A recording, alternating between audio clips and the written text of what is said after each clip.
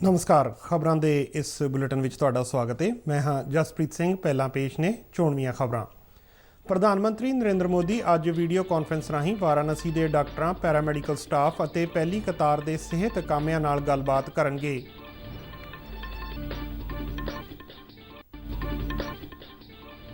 प्रधानमंत्री ने कहा है कि कोविड टीकिਆਂ की बर्बादी रोकण वाल ध्यान देण की लोड़ है।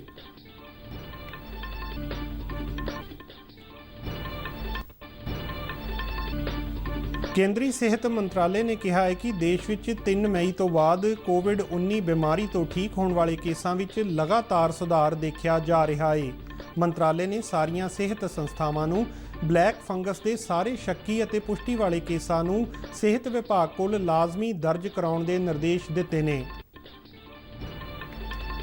श्रोमणी गुरुद्वारा प्रबंधक कमेटी वालों फिरोजपुर जिले विच बजीतपुर विखे 25 बैडां दा करोना केयर केंद्र स्थापित किया गया।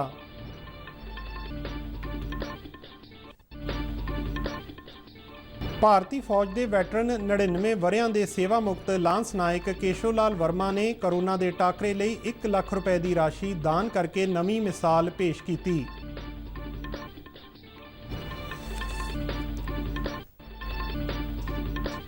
कोरोना की दूजी लहर दरम्यान फाजिलका जिले के अबोहर विच आयुर्वेदिक काढ़े का लंगर लगाया गया।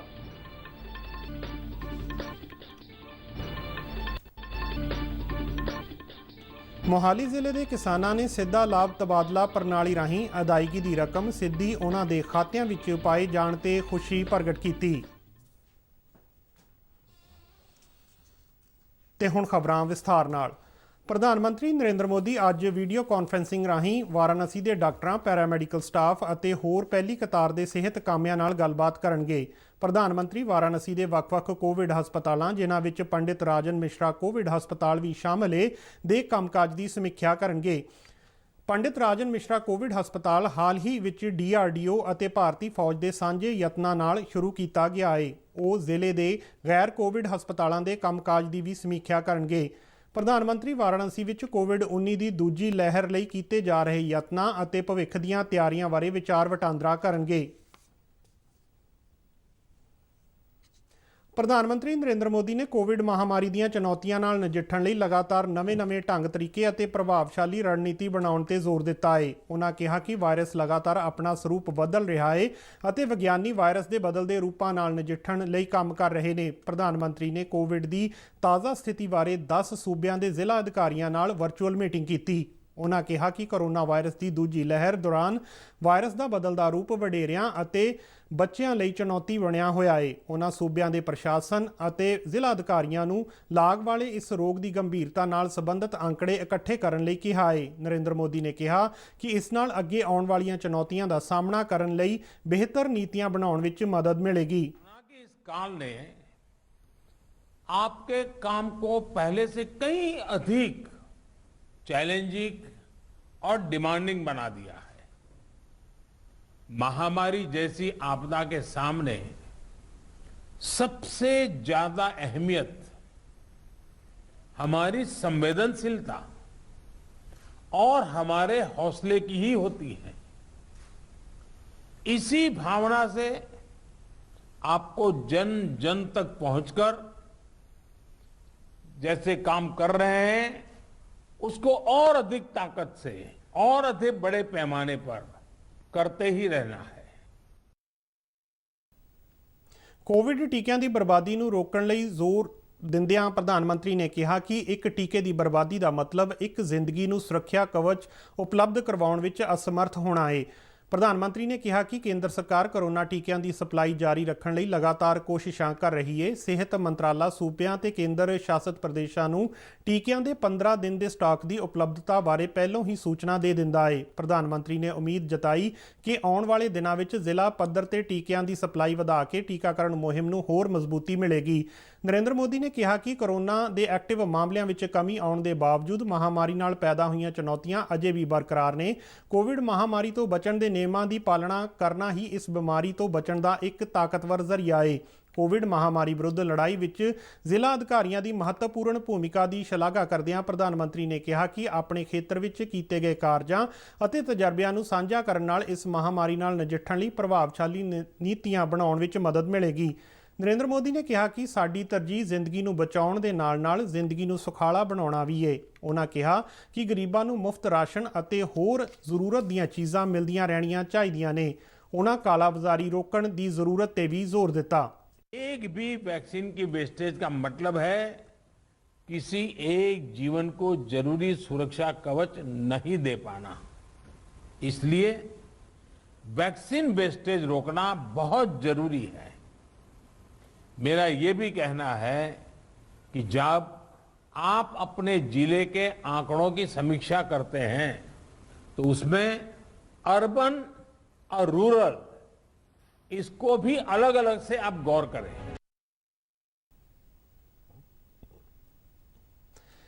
ਕੇਂਦਰੀ ਸਿਹਤ ਮੰਤਰਾਲੇ ਨੇ ਕਿਹਾ ਹੈ ਕਿ ਦੇਸ਼ ਵਿੱਚ 3 ਮਈ ਤੋਂ ਬਾਅਦ ਕੋਵਿਡ-19 ਬਿਮਾਰੀ ਤੋਂ ਠੀਕ ਹੋਣ ਵਾਲੇ ਕੇਸਾਂ ਵਿੱਚ ਲਗਾਤਾਰ ਸੁਧਾਰ ਦੇਖਿਆ ਜਾ ਰਿਹਾ ਹੈ। ਕੋਵਿਡ-19 ਦੇ ਐਕਟਿਵ ਕੇਸ ਵੀ ਲਗਾਤਾਰ ਘਟਣ ਦੇ ਰੁਝਾਨ ਵਿੱਚ ਨੇ। ਮੀਡੀਆ ਨੂੰ ਸੰਬੋਧਨ ਕਰਦਿਆਂ ਸਿਹਤ ਮੰਤਰਾਲੇ ਦੇ ਸੰਯੁਕਤ ਸਕੱਤਰ ਲਵ ਅਗਰਵਾਲ ਨੇ ਕਿਹਾ ਕਿ ਐਕਟਿਵ ਕੇਸਾਂ ਦੀ ਗਿਣਤੀ 17.13% ਤੋਂ ਘਟ ਕੇ 12.1% ਤੇ ਆ ਗਈ ਹੈ, ਜਦਕਿ ਮਰੀਜ਼ਾਂ ਦੇ ਠੀਕ ਹੋਣ ਦੀ ਦਰ ਵਿੱਚ ਵੀ ਸੁਧਾਰ ਹੋਇਆ ਹੈ ਤੇ ਇਹ 3 ਮਈ ਨੂੰ 81.7% ਸੀ, ਜੋ ਹੁਣ 86.7% पे पहुंच गई है। 3 मई को जहां देश में एक्टिव केसेस 17.13% थे, वह घटते घटते अब 12.1% रह गए हैं। इसी तरह से रिकवरीज में भी एक पॉजिटिव ट्रेंड नोट किया जा रहा है। 3 मई में जैसे 81.7% केसेस रिकवर्ड केसेस की दृष्टि में आते थे, वह अब बढ़ते हुए 86.7% हो चुका है। पिछले 10 दिनों में अगर हम डेटा का आकलन करें तो पाते हैं कि एक्टिव केसेस जो है वो recovered cases are more than the active cases in 9 out of 10 days, जो कि एक बहुत पॉजिटिव ट्रेंड है। ਉਹਨਾਂ ਕਿਹਾ ਕਿ ਪਿਛਲੇ 9 ਦਿਨਾਂ ਵਿੱਚ ਠੀਕ ਹੋਣ ਵਾਲੇ ਕੇਸਾਂ ਦਾ ਅੰਕੜਾ ਕੋਰੋਨਾ ਦੇ ਨਵੇਂ ਮਾਮਲਿਆਂ ਨਾਲੋਂ ਵੱਧ ਦਰਜ ਕੀਤਾ ਗਿਆ ਹੈ। ਉਹਨਾਂ ਕਿਹਾ ਕਿ ਕੁੱਲ ਐਕਟਿਵ ਕੇਸਾਂ ਦਾ 69% ਕੇਵਲ 8 ਸੂਬਿਆਂ ਤੱਕ ਸੀਮਤ ਹੈ, ਜਦਕਿ 21 ਸੂਬੇ ਅਜਿਹੇ ਨੇ ਜਿੱਥੇ ਠੀਕ ਹੋਣ ਵਾਲੇ ਕੇਸਾਂ ਦੀ ਗਿਣਤੀ ਰੋਜ਼ਾਨਾ ਨਵੇਂ ਕੇਸਾਂ ਨਾਲੋਂ ਵੱਧ ਹੈ। ਉਹਨਾਂ ਕਿਹਾ ਕਿ ਜਿਹੜੇ 6 ਸੂਬੇ ਕਰਨਾਟਕ, ਕੇਰਲ, ਮਹਾਰਾਸ਼ਟਰ, ਰਾਜਸਥਾਨ, ਉੱਤਰ ਪ੍ਰਦੇਸ਼ ਅਤੇ ਗੁਜਰਾਤ ਐਕਟਿਵ ਕੇਸਾਂ ਵਿੱਚ ਮੁੱਖ ਯੋਗਦਾਨ ਪਾ ਰਹੇ ਸਨ, ਉਹਨਾਂ ਵਿੱਚ ਵੀ ਕੇਸਾਂ ਦੀ ਕਮੀ ਦਰਜ ਕੀਤੀ ਗਈ ਹੈ। ਕੇਂਦਰੀ ਸਿਹਤ ਤੇ ਪਰਿਵਾਰ ਭਲਾਈ ਮੰਤਰਾਲੇ ਨੇ ਸੂਬਿਆਂ ਤੇ ਕੇਂਦਰ ਸ਼ਾਸਤ ਪ੍ਰਦੇਸ਼ਾਂ ਨੂੰ ਕਿਹਾ ਹੈ ਕਿ ਮੁਕਰੋਮਾਈਕੋਸਿਸ, ਜਿਸ ਨੂੰ ਬਲੈਕ ਫੰਗਸ ਦੇ ਨਾਮ ਨਾਲ ਜਾਣਿਆ ਜਾਂਦਾ ਹੈ, ਨੂੰ ਮਹਾਮਾਰੀ ਰੋਗ ਐਕਟ 1897 ਤਹਿਤ ਮਹਾਮਾਰੀ ਐਲਾਨਿਆ ਜਾਵੇ। ਮੰਤਰਾਲੇ ਨੇ ਸਾਰੇ ਸਰਕਾਰੀ ਅਤੇ ਨਿੱਜੀ ਸਿਹਤ ਸਹੂਲਤਾਂ, ਮੈਡੀਕਲ ਕਾਲਜਾਂ ਨੂੰ ਕੇਂਦਰੀ ਸਿਹਤ ਮੰਤਰਾਲੇ ਅਤੇ ਮੈਡੀਕਲ ਖੋਜ ਬਾਰੇ ਭਾਰਤੀ ਕੌਂਸਲ ਵੱਲੋਂ ਬਲੈਕ ਫੰਗਸ ਦੇ ਪ੍ਰਬੰਧਨ, ਜਾਂਚ ਅਤੇ ਸਕਰੀਨਿੰਗ ਲਈ ਜਾਰੀ ਕੀਤੇ ਦਿਸ਼ਾ ਨਿਰਦੇਸ਼ਾਂ ਦੀ ਪਾਲਣਾ ਕਰਨ ਦੇ ਨਿਰਦੇਸ਼ ਦਿੱਤੇ ਨੇ। ਸਾਰੇ ਸੂਬਿਆਂ ਅਤੇ ਕੇਂਦਰ ਸ਼ਾਸਤ ਪ੍ਰਦੇਸ਼ਾਂ ਨੂੰ ਲਿਖੇ ਇੱਕ ਪੱਤਰ ਵਿੱਚ ਸਿਹਤ ਤੇ ਪਰਿਵਾਰ ਭਲਾਈ ਮੰਤਰਾਲੇ ਦੇ ਸੰਯੁਕਤ ਸਕੱਤਰ ਲਵ ਅਗਰਵਾਲ ਨੇ ਕਿਹਾ ਹੈ ਕਿ ਸਾਰੀਆਂ ਸਿਹਤ ਸੰਸਥਾਵਾਂ ਨੂੰ ਬਲੈਕ ਫੰਗਸ ਦੇ ਸਾਰੇ ਸ਼ੱਕੀ ਅਤੇ ਪੁਸ਼ਟੀ ਵਾਲੇ ਕੇਸਾਂ ਨੂੰ ਸਿਹਤ ਵਿਭਾਗ ਵਿੱਚ ਦਰਜ ਕਰਾਉਣਾ ਲਾਜ਼ਮੀ ਹੈ। ਨਵੀਂ ਸਿਹਤ ਚੁਣੌਤੀ ਤੇ ਚਿੰਤਾ ਪ੍ਰਗਟ ਕਰਦਿਆਂ ਸਿਹਤ ਤੇ ਪਰਿਵਾਰ ਭਲਾਈ ਮੰਤਰਾਲੇ ਨੇ ਕਿਹਾ ਹੈ ਕਿ ਕਈ ਸੂਬਿਆਂ ਵਿੱਚ ਕੋਵਿਡ-19 ਮਰੀਜ਼ਾਂ ਵਿੱਚ ਇਸ ਫੰਗਸ ਲਾਗ ਦੇ ਕੇਸ ਦਰਜ ਕੀਤੇ ਗਏ ਨੇ। ਉਹਨਾਂ ਕਿਹਾ ਕਿ ਇਸ ਬਿਮਾਰੀ ਨਾਲ ਮਰੀਜ਼ ਹੋਰ ਗੰਭੀਰ ਸਥਿਤੀ ਵਿੱਚ ਚਲਾ ਜਾਂਦਾ ਹੈ ਅਤੇ ਕੋਵਿਡ-19 ਮਰੀਜ਼ਾਂ ਦੀ ਮੌਤ ਵੀ ਹੋ ਸਕਦੀ ਹੈ। ਕੇਂਦਰੀ ਸਿਹਤ ਮੰਤਰਾਲੇ ਨੇ ਕਿਹਾ ਹੈ ਕਿ ਇਸ ਫੰਗਸ ਲਾਗ ਲਈ ਬਹੁ ਅਨੁਸ਼ਾਸਨੀ ਪਹੁੰਚ ਅਪਣਾਉਣੀ ਚਾਹੀਦੀ ਹੈ। ਇਸੇ ਦੌਰਾਨ ਸਰਕਾਰ ਨੇ ਜ਼ੋਰ ਦੇ ਕੇ ਕਿਹਾ ਹੈ ਕਿ ਬਲੈਕ ਫੰਗਸ ਦੇ ਇਲਾਜ ਲਈ ਵਰਤੀ ਜਾਣ ਵਾਲੀ ਦਵਾਈ ਐਮਫੋਟੈਰੀਸਨ B ਦੀ ਕਮੀ ਦਾ ਜਲਦੀ ਹੱਲ ਕੀਤਾ ਜਾਵੇਗਾ। ਰਸਾਇਣ ਤੇ ਖਾਦਾਂ ਬਾਰੇ ਰਾਜ ਮੰਤਰੀ ਮਨਸੁਖ ਮੰਡਾਵੀਆ ਨੇ ਕਿਹਾ ਹੈ ਕਿ 3 ਦਿਨਾਂ ਦੇ ਅੰਦਰ 5 ਹੋਰ ਦਵਾਈ ਕੰਪਨੀਆਂ ਨੇ ਮੌਜੂਦਾ 6 ਦਵਾਈ ਕੰਪਨੀਆਂ ਤੋਂ ਇਲਾਵਾ ਭਾਰਤ ਵਿੱਚ ਐਮਫੋਟੈਰੀਸਨ B ਦਾ ਉਤਪਾਦਨ ਕਰਨ ਲਈ ਪ੍ਰਵਾਨਗੀ ਲਈ ਹੈ। ਉਹਨਾਂ ਕਿਹਾ ਕਿ ਮੌਜੂਦਾ ਦਵਾਈ ਕੰਪਨੀਆਂ ਨੇ ਵੀ ਪਹਿਲਾਂ ਹੀ ਉਤਪਾਦਨ ਵਧਾ ਦਿੱਤਾ ਹੈ। ਮੰਤਰੀ ਨੇ ਦੱਸਿਆ ਕਿ ਭਾਰਤੀ ਕੰਪਨੀਆਂ ਐਮਫੋਟੈਰੀਸਨ B ਦੇ 6 ਲੱਖ ਟੀਕੇ ਦਰਾਮਦ ਕਰ ਰਹੀਆਂ ਨੇ।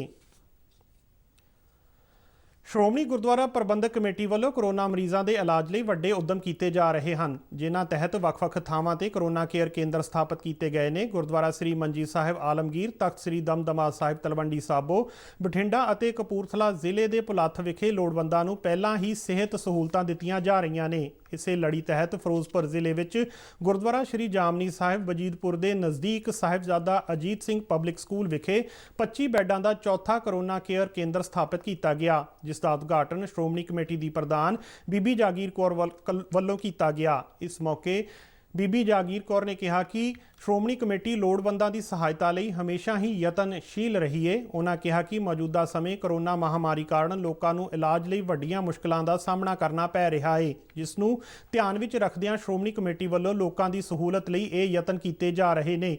ਉਹਨਾਂ ਕਿਹਾ ਕਿ ਇਹਨਾਂ ਕੇਂਦਰਾਂ ਅੰਦਰ ਮਰੀਜ਼ਾਂ ਨੂੰ ਕੰਸਨਟ੍ਰੇਟਰਾਂ ਰਾਹੀਂ ਆਕਸੀਜਨ ਦਿੱਤੀ ਜਾ ਰਹੀ ਹੈ ਅਤੇ ਮਾਹਰ ਡਾਕਟਰਾਂ ਵੱਲੋਂ ਮਰੀਜ਼ਾਂ ਦਾ ਇਲਾਜ ਕੀਤਾ ਜਾ ਰਿਹਾ ਹੈ। ਉਹਨਾਂ ਕਿਹਾ ਕਿ ਵਜੀਦਪੁਰ ਵਿਖੇ ਇਹ ਕੇਂਦਰ ਸਥਾਪਿਤ ਕਰਨ ਨਾਲ ਇਸ ਇਲਾਕੇ ਦੇ ਲੋਕਾਂ ਨੂੰ ਵੱਡੀ ਸਹੂਲਤ ਮਿਲੇਗੀ। ਬੀਬੀ ਜਾਗੀਰ ਕੌਰ ਨੇ ਕਿਹਾ ਕਿ ਅਜਿਹੇ ਹੀ ਕੇਂਦਰ ਸੰਗਰੂਰ, ਰੋਪੜ ਅਤੇ ਪਟਿਆਲਾ ਵਿਖੇ ਵੀ ਸਥਾਪਿਤ ਕੀਤੇ ਜਾ ਰਹੇ ਨੇ। ਭਾਰਤੀ ਫੌਜ ਹਮੇਸ਼ਾ ਦੁਸ਼ਮਣ ਨਾਲ ਲੜਨ ਦੇ ਨਾਲ-ਨਾਲ ਦੇਸ਼ ਅੰਦਰ ਕਰੋਪੀ ਦੌਰਾਨ ਵੀ ਲੋਕਾਂ ਦੀ ਸੇਵਾ ਲਈ ਹਮੇਸ਼ਾ ਤਿਆਰ ਰਹਿੰਦੀ ਹੈ। ਭਾਰਤੀ ਫੌਜ ਵਿੱਚ ਕੰਮ ਕਰਨ ਵਾਲੇ ਜਵਾਨਾਂ ਅਤੇ ਅਫਸਰਾਂ ਦਾ ਜਜ਼ਬਾ ਸਿਰਫ ਨੌਕਰੀ ਦੌਰਾਨ ਹੀ ਨਹੀਂ ਸਗੋਂ ਸੇਵਾ ਮੁਕਤ ਹੋਣ ਮਗਰੋਂ ਵੀ ਕਾਇਮ ਰਹਿੰਦਾ ਹੈ। ਇਸ ਦੀ ਮਿਸਾਲ ਬਣੇ ਨੇ 99 ਵਰ੍ਹਿਆਂ ਦੇ ਸੇਵਾ ਮੁਕਤ ਲਾਂਸ ਨਾਇਕ ਕੇਸ਼ੋ ਲਾਲ ਵਰਮਾ। ਕੇਸ਼ੋ ਲਾਲ ਵਰਮਾ 1956 ਵਿੱਚ ਫੌਜ ਤੋਂ ਸੇਵਾ ਮੁਕਤ ਹੋਏ। ਇਸ ਉਮਰ ਵਿੱਚ ਵੀ ਸੇਵਾ ਦਾ ਜਜ਼ਬਾ ਉਹਨਾਂ ਅੰਦਰ ਕਾਇਮ ਹੈ। ਕੋਰੋਨਾ ਵਰਗੀ ਭਿਆਨਕ ਬਿਮਾਰੀ ਨਾਲ ਨਜਿੱਠਣ ਲਈ ਕੇਸ਼ੋ ਲਾਲ ਵਰਮਾ ਨੇ ਜਲੰਧਰ ਛਾਉਣੀ ਵਿਖੇ ਸਟੇਸ਼ਨ ਹੈੱਡਕੁਆਟਰ ਵਿੱਚ ਭਾਰਤੀ ਫੌਜ ਦੇ ਬ੍ਰਿਗੇਡੀਅਰ HS ਸੋਹੀ ਨੂੰ 1 ਲੱਖ ਰੁਪਏ ਦਾ ਚੈੱਕ ਭੇਂਟ ਕੀਤਾ ਤਾਂ ਜੋ ਇਹ ਪੈਸਾ ਕੋਵਿਡ ਵਿਰੁੱਧ ਜੰਗ ਵਿੱਚ ਕੰਮ ਆ ਸਕੇ। ਕੇਸ਼ੋ ਲਾਲ ਵਰਮਾ ਨੇ ਦੱਸਿਆ ਕਿ ਉਸਦੇ ਪਰਿਵਾਰ ਵਿੱਚ ਉਸਦੀ ਨੂੰਹ, ਇੱਕ ਪੋਤੀ ਅਤੇ 2 ਪੋਤੇ ਨੇ, ਜਦਕਿ ਉਸਦੇ ਪੁੱਤਰ ਦੀ 2011 ਵਿੱਚ ਮੌਤ ਹੋ ਗਈ ਸੀ, ਪਰ ਉਹ ਲੋਕਾਂ ਨੂੰ ਆਪਣੇ ਪਰਿਵਾਰ ਦਾ ਹਿੱਸਾ ਹੀ ਸਮਝਦੇ ਨੇ। ਕੇਸ਼ੋ ਲਾਲ ਵਰਮਾ ਨੇ ਲੋਕਾਂ ਨੂੰ ਦੇਸ਼ ਹਿੱਤ ਵਿੱਚ ਅੱਗੇ ਆ ਕੇ ਸੇਵਾ ਕਰਨ ਦੀ ਅਪੀਲ ਕੀਤੀ। मैं चाहता हूं कि जो भी ये आजकल का ये बीमारी चल रही है उसमें कुछ ना कुछ अपनी ज़िंदगी में अपनी कमाई में से कुछ दान करूं, गरीब आदमियों की सेवा हो जाए। कि जो मेरे जैसे जो लोग जो है अकेले में रहते हैं वो फिक्र न करे, अपनी कमाई का हिस्सा गरीब लोगों के लिए जो आजकल बीमारी में मुब्तला है उनकी सेवा में दान करें। दान करने में ਕੇਸ਼ੋ ਲਾਲ ਵਰਮਾ ਵੱਲੋਂ ਫੌਜ ਨੂੰ ਦਿੱਤੀ ਗਈ ਮਦਦ ਤੋਂ ਬਾਅਦ ਖੁਦ ਜਲੰਧਰ ਛਾਉਣੀ ਤੋਂ ਭਾਰਤੀ ਫੌਜ ਦੇ ਅਧਿਕਾਰੀ ਕੇਸ਼ੋ ਲਾਲ ਦੇ ਘਰ ਪਹੁੰਚੇ ਅਤੇ ਇਸ ਮਦਦ ਲਈ ਉਹਨਾਂ ਦਾ ਧੰਨਵਾਦ ਕੀਤਾ। ਬ੍ਰਿਗੇਡੀਅਰ HS ਸੋਹੀ ਨੇ ਕਿਹਾ ਕਿ ਫੌਜ ਦੇ ਵੈਟਰਨ ਨੇ ਲੋਕਾਂ ਸਾਹਮਣੇ ਨਵੀਂ ਮਿਸਾਲ ਪੇਸ਼ ਕੀਤੀ ਹੈ। ਲਾਂਸ ਨਾਇਕ ਕੇਸ਼ੋ ਲਾਲ ਵਰਮਾ ਜੀ ਦਾ ਧੰਨਵਾਦ ਕਰਨ ਲਈ ਆਏ ਸੀ ਇੱਥੇ, ਜੋ ਇਹਨਾਂ ਨੇ ਨੇਕ ਕਰਮ ਕੀਤਾ ਤੇ ਆਰਮੀ ਦੇ ਸ਼ੁਰੂ ਤੋਂ ਹੀ ਆਰਮੀ 'ਚ ਰਹੇ ਨੇ ਤੇ ਇਹਨਾਂ ਨੇ ਜੋ ਆਰਮੀ ਦੇ ਆਪਣਾ ਡੋਨੇਟ ਕੀਤਾ ਕੋਵਿਡ ਫਾਈਟ ਦੇ ਲਈ, ਜੋ ਇਹਨਾਂ ਨੇ ਆਪਣੀ ਬਹੁਤ ਨਿੱਘੀ ਕਮਾਈ ਦੇ ਵਿੱਚੋਂ ਕੁਝ ਰਕਮ ਆਰਮੀ ਨੂੰ ਦਿੱਤੀ ਹੈ, ਅਸੀਂ ਉਸ ਦੇ ਲਈ ਇਹਨਾਂ ਦਾ ਧੰਨਵਾਦ ਕਰਨ ਲਈ ਆਏ ਸੀ। ਆਰਮੀ ਤੇ ਵੈਟਰਨਸ ਦਾ ਜਿਹੜਾ ਰਿਸ਼ਤਾ ਹੈਗਾ ਇਹ ਜ਼ਿੰਦਗੀ ਦੇ ਦੌਰਾਨ ਵੀ ਹੈ ਤੇ ਜ਼ਿੰਦਗੀ ਤੋਂ ਬਾਅਦ ਵੀ ਹੈਗਾ। ਉਸੇ ਲਈ ਅਸੀਂ ਮੈਂ ਸਟੇਸ਼ਨ ਕਮਾਂਡਰ ਤੇ ਮੇਰੀ ਟੀਮ ਅਸੀਂ ਸਿਰਫ ਇਹਨਾਂ ਦਾ ਥੈਂਕ ਯੂ ਕਰਨ ਲਈ ਅੱਜ ਇੱਥੇ ਆਏ ਸੀ। ਇਸ ਸਮੇਂ ਕਰੋਨਾ ਦੀ ਦੂਜੀ ਲਹਿਰ ਦੌਰਾਨ ਪੰਜਾਬ ਵਿੱਚ ਲਗਾਤਾਰ ਕਰੋਨਾ ਦੇ ਮਾਮਲਿਆਂ ਵਿੱਚ ਵਾਧਾ ਦਰਜ ਕੀਤਾ ਜਾ ਰਿਹਾ ਹੈ। ਕਰੋਨਾ ਤੇ ਠੱਲ ਪਾਉਣ ਲਈ ਸਰਕਾਰਾਂ ਸਮੇਤ ਸਮਾਜਿਕ ਅਤੇ ਧਾਰਮਿਕ ਸੰਸਥਾਵਾਂ ਵੱਲੋਂ ਉਪਰਾਲੇ ਕੀਤੇ ਜਾ ਰਹੇ ਨੇ। ਇਸੇ ਕੜੀ ਤਹਿਤ ਅਬੋਹਰ ਵਿੱਚ ਇਨੀ ਦਿਨੀ ਲੋਕਾਂ ਵਿੱਚ ਰੋਗ ਨਾਲ ਲੜਨ ਲਈ ਤਾਕਤ ਪੈਦਾ ਕਰਨ ਵਾਸਤੇ ਆਯੁਰਵੈਦਿਕ ਨੁਸਖੇ ਦਾ ਤਿਆਰ ਕਾੜਾ ਲੰਗਰ ਦੇ ਤੌਰ ਤੇ ਵਰਤਾਇਆ ਜਾ ਰਿਹਾ ਹੈ। ਅਬੋਹਰ ਦੇ ਬੱਸ ਅੱਡੇ ਨੇੜੇ ਸਥਿਤ ਮਾਡਰਨ ਹਾਂਡਾ ਸ਼ੋਰੂਮ ਤੇ ਬਾਂਸਲ ਚੈਰੀਟੇਬਲ ਟਰਸਟ ਦੇ ਸਹਿਯੋਗ ਨਾਲ ਇਹ ਲੰਗਰ ਚੱਲ ਰਿਹਾ ਹੈ। ਇਸ ਦੇ ਨਾਲ ਹੀ ਕਾੜੇ ਨਾਲ ਭਰੇ ਇੱਕ ਰੱਥ ਨੂੰ ਵੀ ਸ਼ਹਿਰ ਦੇ ਵੱਖ-ਵੱਖ ਇਲਾਕਿਆਂ ਵਿੱਚ ਭੇਜਿਆ ਗਿਆ, ਜਿਸ ਨੇ ਘਰੋਂ ਘਰੀ ਜਾ ਕੇ ਇਹ ਕਾੜਾ ਲੋਕਾਂ ਨੂੰ ਪਿਆਉਣ ਦੀ ਸ਼ੁਰੂਆਤ ਕੀਤੀ। ਇਸ ਕੰਮ ਵਿੱਚ ਕਾਂਗਰਸੀ ਪਾਰਟੀ ਦੇ ਆਗੂ ਸੰਦੀਪ ਜਾਖੜ ਨੇ ਵੀ ਉੱਘੀ ਭੂਮਿਕਾ ਨਿਭਾਈ। ਉਹਨਾਂ ਕਿਹਾ ਕਿ ਲੋਕਾਂ ਨੂੰ ਸਾਵਧਾਨੀ ਵਰਤਣ ਦੀ ਲੋੜ ਹੈ ਅਤੇ ਮਾਸਕ ਸਮੇਤ ਹੋਰ ਹਦਾਇਤਾਂ ਦੀ ਪਾਲਣਾ ਕਰਨਾ ਬੇहद ਜ਼ਰੂਰੀ ਹੈ। ਸੰਦੀਪ ਜਾਖੜ ਨੇ ਕਿਹਾ ਕਿ ਕਾੜੇ ਨਾਲ ਲੋਕਾਂ ਵਿੱਚ ਰੋਗ ਨਾਲ ਲੜਨ ਦੀ ਤਾਕਤ ਵਧੇਗੀ। ਸਾਹਿਬ ਨੂੰ ਇਹਨਾਂ ਦੀ ਸਾਰੀ ਟੀਮ ਨੂੰ ਜਿਹੜਾ ਕਾੜਾ ਦਾ ਇਹਨਾਂ ਨੇ ਅੱਜ ਸ਼ੁਰੂਆਤ ਕੀਤੀ ਹੈ। ਆ ਜਿਹੜੀ ਕਰੋਨਾ ਦੇ ਖਿਲਾਫ ਆਪਾਂ ਲੜਾਈ ਜੰਗ ਜਿਹੜੀ ਆਪਾਂ ਲੜ ਰਹੇ ਹਾਂ, ਇਹਦੇ ਵਿੱਚ ਆਪਾਂ ਸਾਰੇ ਆਪਾਂ ਨੂੰ ਹਥਿਆਰ ਅਪਣਾਉਣੇ ਪੈਣੇ ਤੇ ਆ ਜਿਹੜੀ ਆਪਣੀ ਆਯੁਰਵੇਦ ਦੇ ਵਿੱਚ ਆਪਣੀ ਜਿਹੜੀ ਟ੍ਰੈਡੀਸ਼ਨਲ ਸਪਾਈਸਿਸ ਹੈ ਉਹਦਾ ਮਤਲਬ ਸਾਇੰਟੀਫਿਕਲੀ ਵੀ ਆਪਾਂ ਨੂੰ ਪਤਾ ਹੈ ਵੀ ਇਹ ਕਾਫੀ ਅਸਰ ਕਰਦਾ ਹੈ, ਸਪੈਸ਼ਲੀ ਜਿਹੜੇ ਪੇਸ਼ੈਂਟਸ ਹੋਮ ਕੁਆਰੰਟੀਨ ਹੈ। ਤੇ ਉਹਦੇ ਇਲਾਵਾ ਇਸ ਮੌਕੇ ਮਾਡਰਨ ਹਾਂਡਾ ਦੇ ਗੰਗਾਧਰ ਬਾਂਸਲ ਨੇ ਦੱਸਿਆ ਕਿ ਇਹ ਕਾੜਾ ਪੂਰਨ ਤੌਰ ਤੇ ਆਯੁਰਵੈਦਿਕ ਤਰੀਕੇ ਨਾਲ ਤਿਆਰ ਕੀਤਾ ਗਿਆ ਹੈ। ਉਹਨਾਂ ਦੱਸਿਆ ਕਿ ਲੋਕਾਂ ਨੂੰ ਕਾੜਾ ਮੁਫਤ ਪਿਲਾਇਆ ਜਾ ਰਿਹਾ ਹੈ ਅਤੇ ਲੋਕ ਆਪਣੀ ਜ਼ਰੂਰਤ ਅਨੁਸਾਰ ਆਪਣੇ ਪਰਿਵਾਰਾਂ ਅਤੇ ਰਿਸ਼ਤੇਦਾਰਾਂ ਲਈ ਵੀ ਇਹ ਕਾੜਾ ਲਿਜਾ ਸਕਦੇ ਨੇ। महामारी से निपटने के लिए और हर आदमी की इम्यूनिटी बूस्ट करने के लिए ये आयुष्मान काढ़ा जो तैयार किया है, जो कि हम निःशुल्क वितरण कर रहे हैं। और इस काढ़े के अंदर जो है अश्वगंधा है, आपका मेन घटक तो तुलसी है, 4 भाग तुलसी है, 2 भाग दालचीनी है, 2 भाग सौंठ है और 1 भाग जो है काली मिर्च। और अश्वगंधा जो इसको जो महा काढ़ा बनाने के लिए, इसको जो है रसायन करने के लिए इसको अश्वगंधा का यूज़ किया गया। ਇਸ ਦੇ ਨਾਲ ਹੀ ਖਬਰਾਂ ਦਾ ਇਹ ਬੁਲੇਟਿਨ ਖਤਮ ਹੁੰਦਾ ਹੈ। ਨਮਸਕਾਰ।